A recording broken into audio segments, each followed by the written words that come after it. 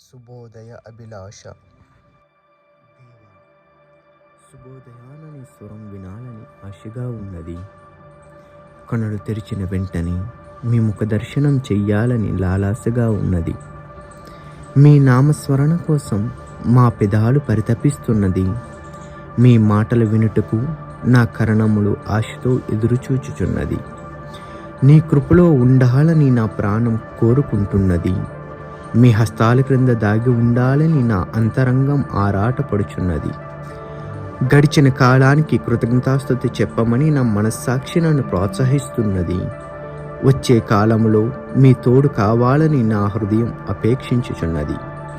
ఈ కాయువు చేసే కోరికను తీరుస్తావని నమ్మమంటున్నది మీరు ఇచ్చే విశ్వాసం.